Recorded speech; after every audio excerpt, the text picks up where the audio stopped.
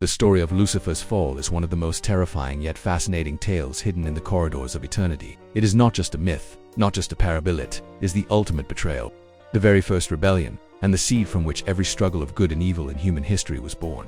Imagine a time before time itself, when there was no earth, no stars, no galaxies, only the vast infinite realm of heaven, radiant with the glory of God.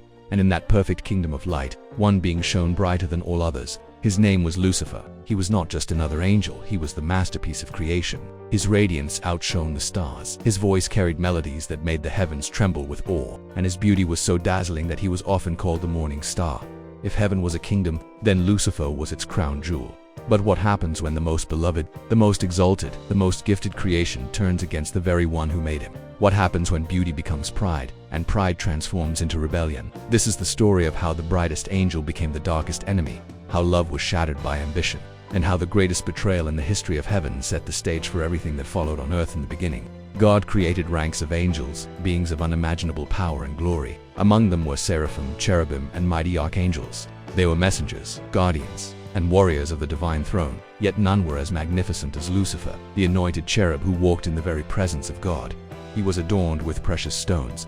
His very being reflected light like a living jewel. The other angels admired him, for he was majestic, wise, and filled with splendor. But within Lucifer's heart, something began to stir, something silent, dangerous, and unseen. You see, pride does not announce itself with thunder. It whispers, it begins in the secret places of the heart. Lucifer looked upon his own beauty, his own power, and his own glory, and slowly, he began to believe he deserved more. Why should the throne belong to God alone? Why should worship be reserved for the Creator when the creation itself shone so brightly? And so, in the silence of heaven, the seeds of betrayal were planted. At first, it was only a thought, a flicker of pride. But thoughts can become desires, and desires can ignite revolutions. Lucifer began to whisper among the angels. He spread the idea that perhaps heaven could be ruled differently, that perhaps power should be shared, or even taken. He promised freedom, power, and greatness. And shockingly, 1/3 of the angels listened. These were not weak creatures. They were mighty beings of heaven, yet they were drawn to Lucifer's charm, his voice, his vision of rebellion. Imagine the magnitude of this countless celestial beings turning against their own creator.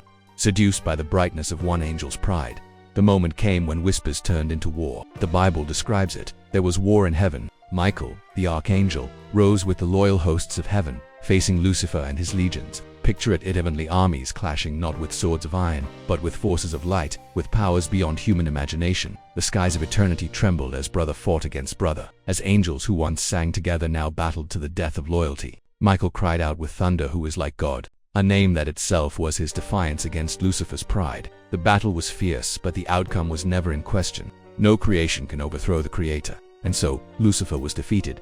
But here is where the story turns darker. Defeat did not destroy Lucifer, it transformed him. His beauty became twisted, his light turned into darkness, and his name, once morning star, became Satan, the adversary, the accuser, the enemy of all creation. He was cast out of heaven along with his followers, hurled into the abyss, no longer radiant, no longer beloved, but consumed by hatred and vengeance. Yet his fall was not the end. It was only the beginning, because Satan did not vanish into nothingness. He descended to earth, and there he made it his mission to corrupt the very crown of God's creation, humanity. From the Garden of Eden to the kingdoms of the world, his voice slithered, tempting, deceiving, manipulating.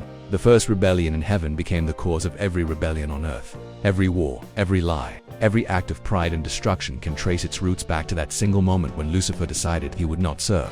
Now think about this for a moment. Why would God, who is all-powerful, allow such a rebellion to even take place? Why would he not destroy Lucifer the moment pride entered his heart? The answer is chilling, because love requires freedom. If God had forced obedience, then heaven would not have been filled with love, but with slaves. By allowing choice, he allowed true love, true worship, and true loyalty to exist. But with freedom comes risk, and Lucifer exploited that risk to the fullest.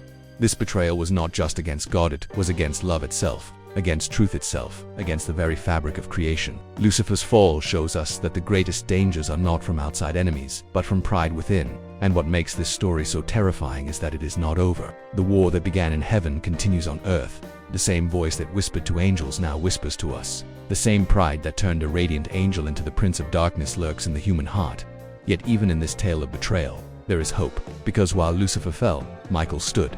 While Satan rebelled, Christ redeemed. The prophecy was declared from the beginning that the seed of the woman would crush the serpent's head.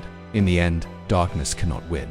But until that final victory comes, Humanity lives in the battleground of this ancient war. Every time you face temptation, every time you battle pride, every time you stand at the crossroads between right and wrong, you are reliving the echoes of that first rebellion. And every choice you make is a reminder of what side you stand on heaven's loyalty or Lucifer's pride. So the fall of Lucifer is not just a story of the past, it is the story of the present. It is the story of every soul that struggles with pride, ambition, and rebellion. It is the reminder that beauty without humility becomes corruption, that power without love becomes tyranny, and that pride, no matter how exalted, always leads to the fall.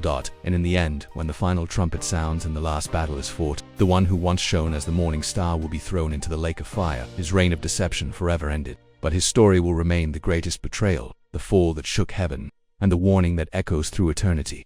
Because the fall of Lucifer is not just the story of one angel, it is the story of how close greatness can come to destruction when pride takes the throne of the heart. And it is a story that every single one of us, whether we realize it or not, is still a part of today.